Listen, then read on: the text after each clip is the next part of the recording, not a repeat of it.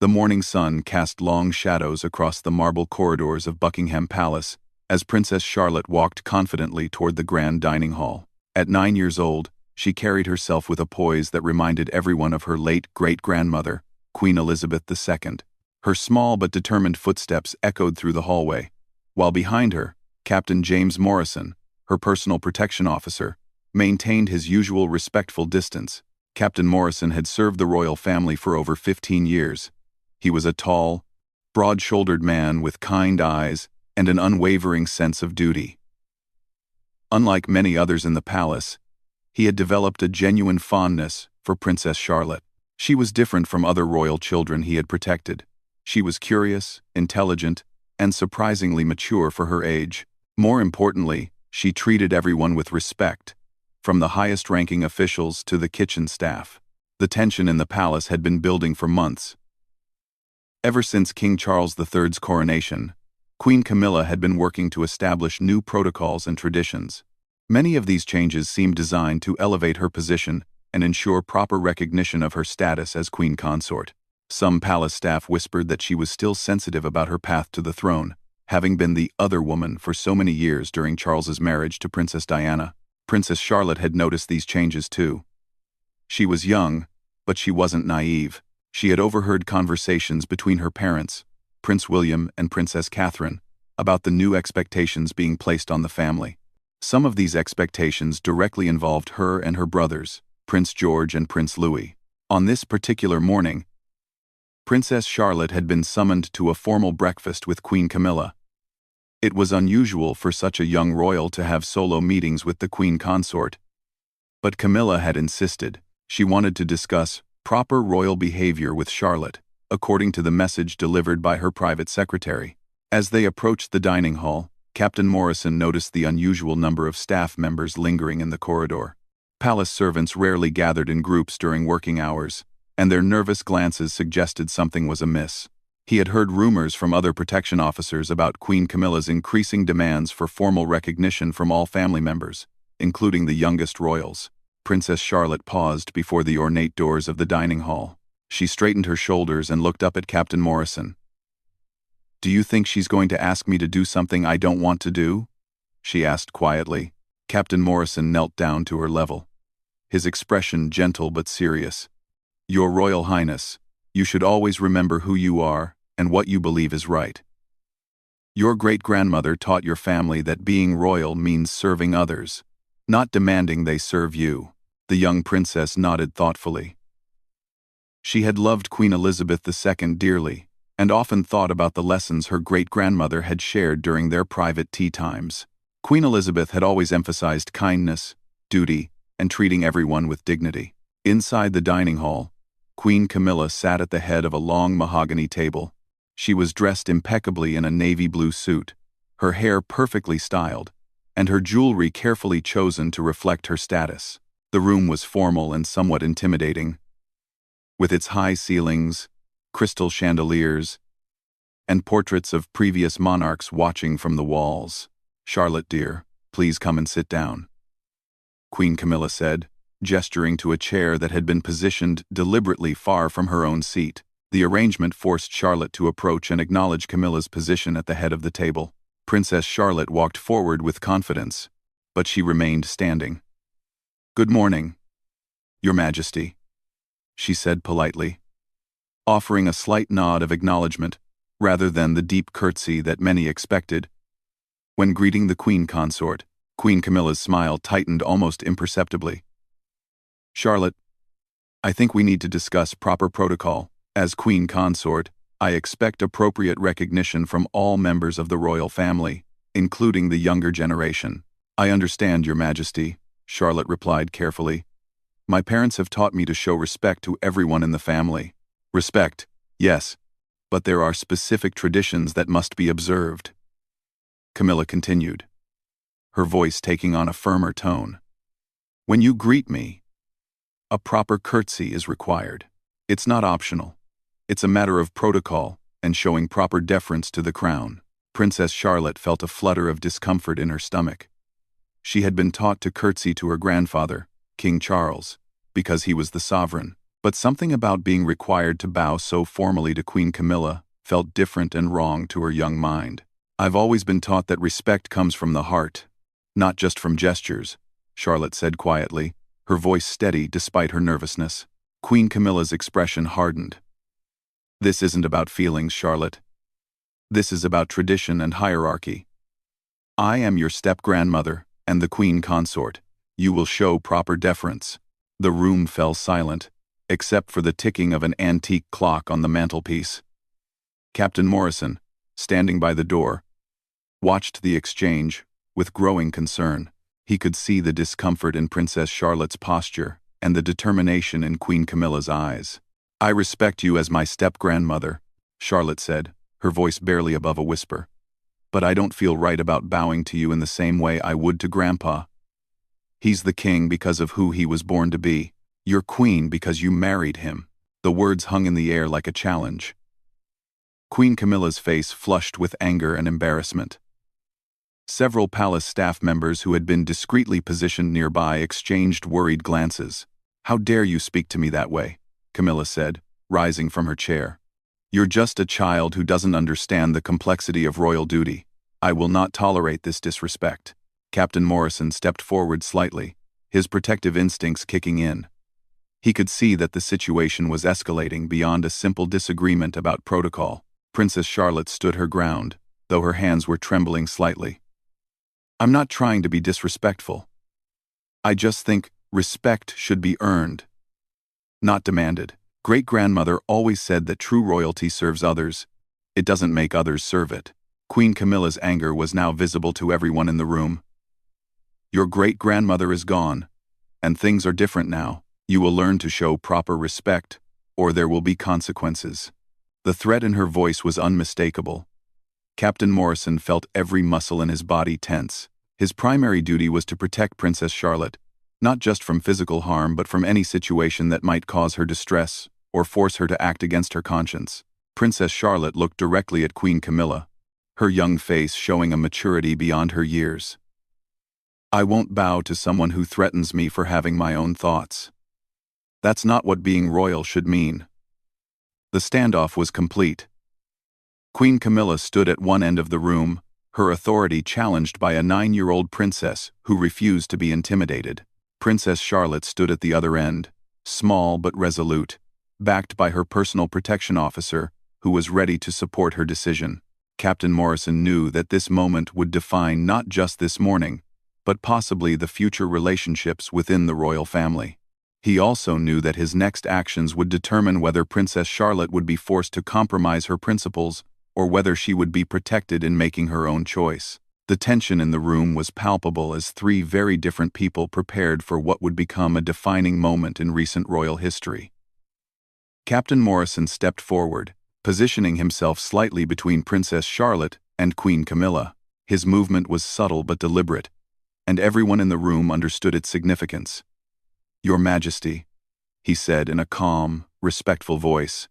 Perhaps this discussion would benefit from a brief pause. Queen Camilla's eyes flashed with fury as she realized that the protection officer was intervening. "Captain Morrison, you are overstepping your boundaries. This is a family matter, and your opinion is neither requested nor required." "With respect, Your Majesty, my duty is to protect Princess Charlotte's well-being in all situations," Morrison replied firmly. "That includes ensuring she's not placed in positions that cause her unnecessary distress." Princess Charlotte looked up at her guardian with gratitude and surprise. She had never seen an adult challenge Queen Camilla so directly, and she felt a surge of relief knowing that someone was willing to support her. "This is outrageous," Queen Camilla declared, her voice rising. "I am the queen consort, and I will not be undermined by palace staff. Captain Morrison, you are dismissed from this room immediately." Morrison remained exactly where he was. "I'm afraid I cannot comply with that request, Your Majesty.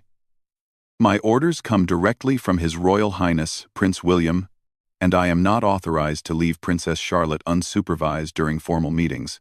The truth was more complex than Morrison was revealing. While he did have standing orders to protect Charlotte, he was making a personal choice to interpret those orders in the broadest possible way. He could see that this wasn't just about protocol. It was about a powerful adult trying to force a child to submit against her conscience. Queen Camilla picked up a small silver bell from the table and rang it sharply.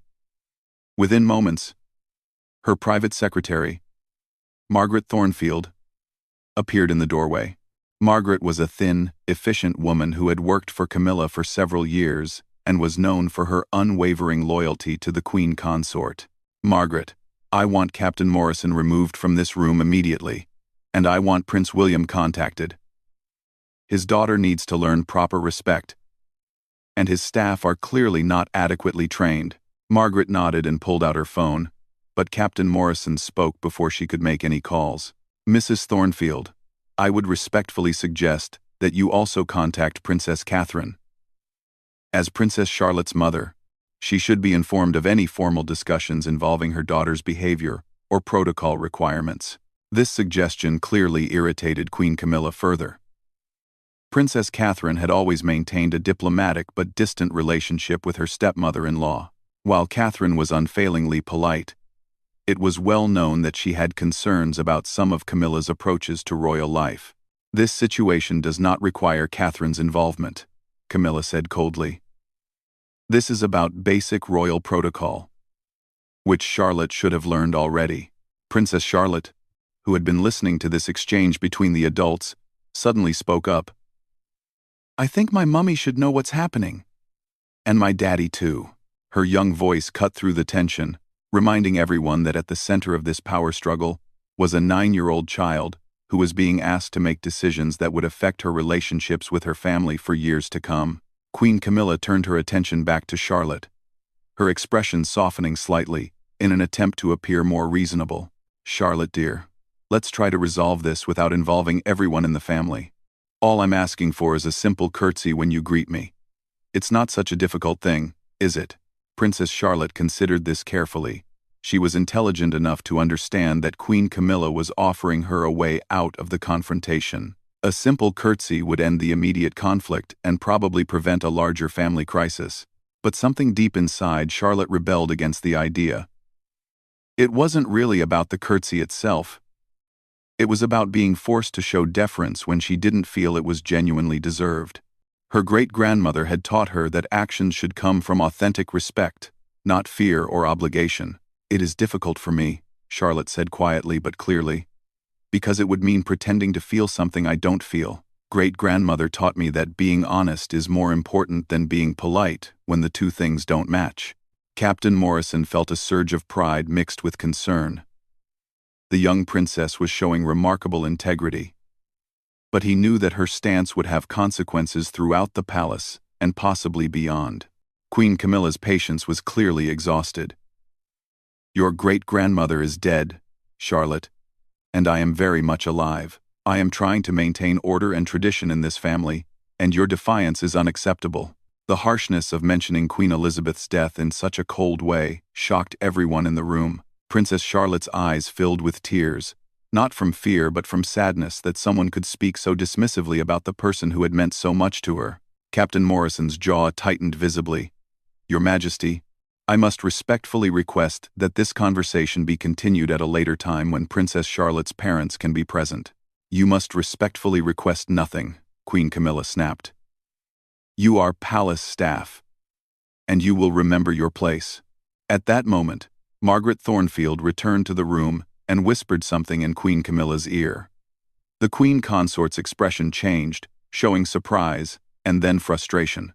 "It appears," she said icily, "that Prince William is already aware of this meeting and is on his way here with Princess Catherine.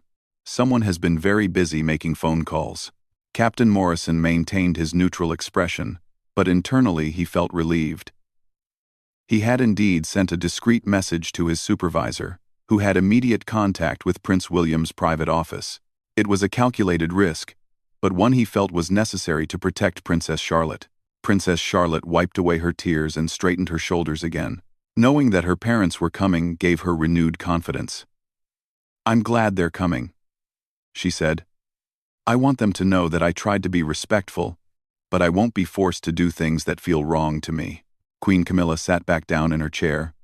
clearly strategizing for the arrival of Prince William and Princess Catherine. She knew that her position as queen consort gave her significant authority, but she also knew that William and Catherine were extremely protective of their children's well-being. "Very well," she said with forced calm. "We'll wait for your parents. But Charlotte, you should understand that this conversation is far from over. There are expectations that come with being a royal, and you cannot simply ignore them because you don't like them." Captain Morrison remained standing between Charlotte and the queen consort, his presence a quiet but powerful statement of protection. He knew that his career might be in jeopardy depending on how the next few minutes unfolded. But he was certain that protecting Princess Charlotte's right to make her own moral choices was worth the risk.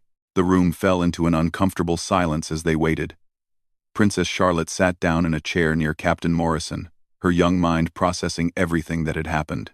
She was learning that being royal wasn't just about ceremonies and pretty dresses. It was about navigating complex relationships and power dynamics that even adults sometimes handled poorly. Outside in the corridor, the sound of approaching footsteps suggested that Prince William and Princess Catherine were arriving. The real confrontation was about to begin, and everyone in the room knew that the outcome would set important precedents for how the royal family would function in the years to come. Princess Charlotte looked up at Captain Morrison and whispered, "Thank you for staying with me." He nodded slightly, his expression warm but focused. "Always, Your Royal Highness, always." The ornate doors of the dining hall opened with a soft but authoritative sound as Prince William and Princess Catherine entered together. Their expressions were serious but controlled, showing the diplomatic composure they had perfected over years of public service. Behind them walked Sir David Richardson, Prince William's private secretary, whose presence indicated that this situation was being treated as a formal royal matter. Princess Charlotte immediately rose from her chair and ran to her parents. Princess Catherine knelt down and embraced her daughter, while Prince William placed a protective hand on Charlotte's shoulder. The family tableau was striking. 3 generations of royalty united in support of each other. Queen Camilla remained seated at the head of the table, her posture rigid with barely contained frustration. She had hoped to resolve the situation before William and Catherine arrived, but now she faced the prospect of defending her actions to Charlotte's parents. "William, Catherine," she said with forced pleasantness, "I'm glad you could join us. Charlotte and I were having a discussion about proper royal protocol." Prince William's expression was carefully neutral, but those who knew him well could see the controlled anger in his eyes. "So we understand," he replied evenly. "We also understand that Charlotte became quite upset during this discussion.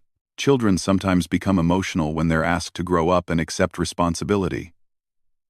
Queen Camilla replied, "Charlotte is at an age where she needs to understand her role and the respect due to senior members of the royal family."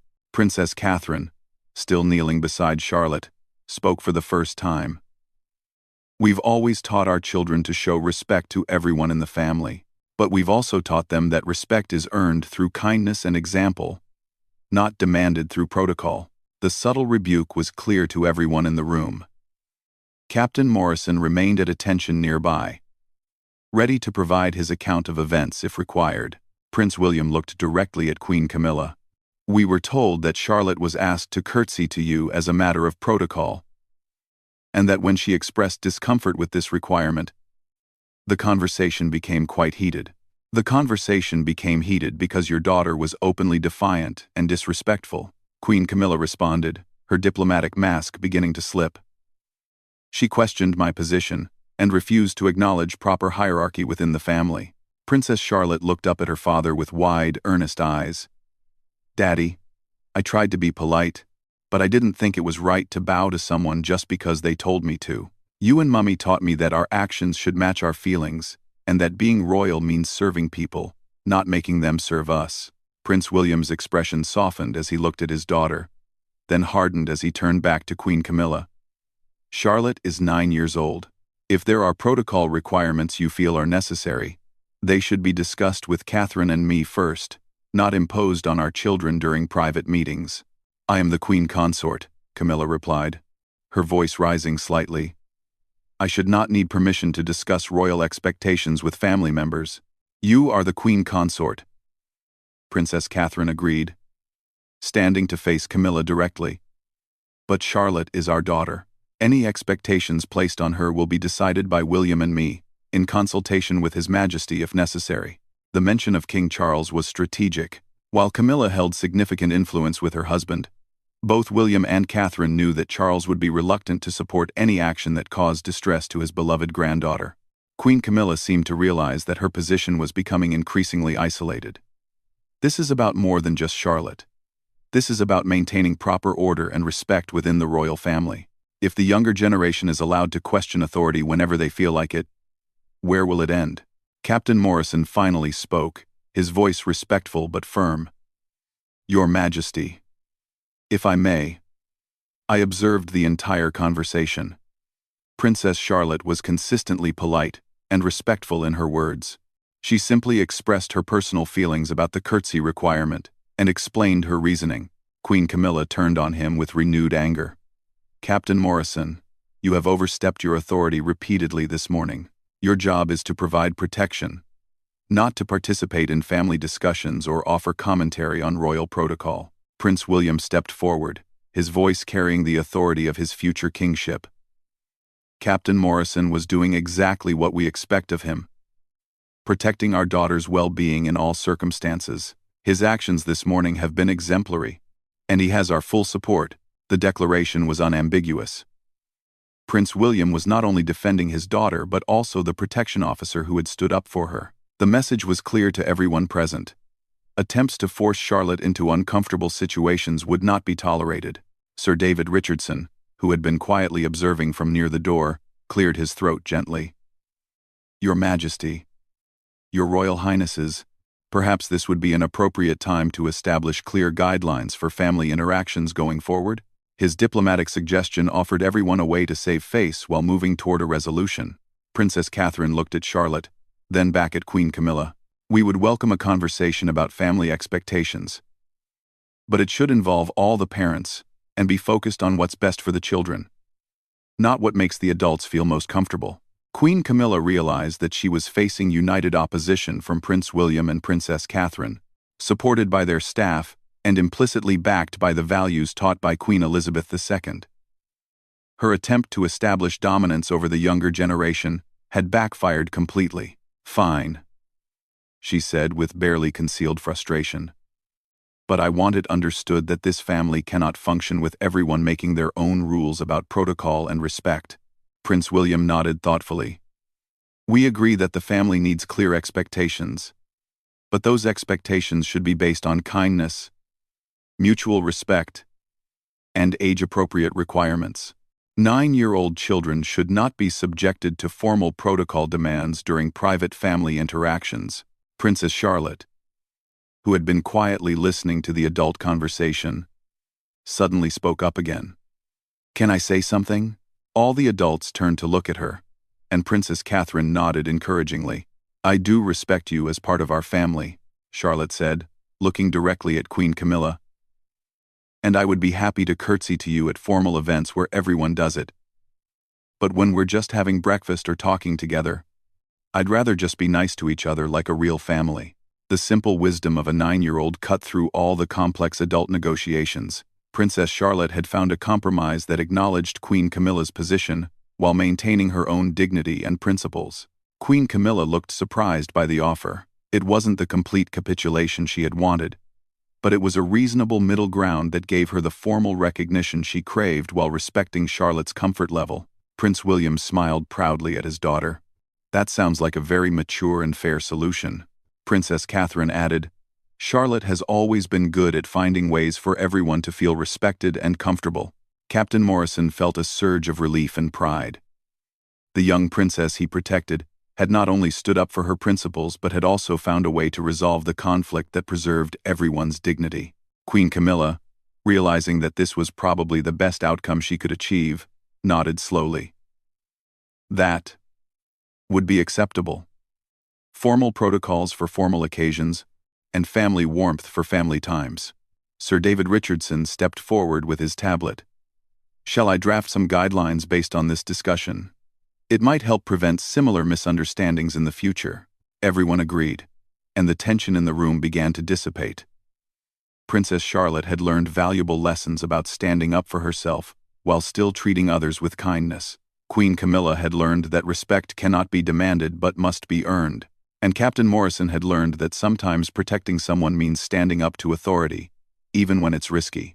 As the family began to leave the dining hall together, Princess Charlotte looked back at Captain Morrison and gave him a small smile. She knew that his support had made all the difference in helping her stay true to herself, while finding a solution that worked for everyone.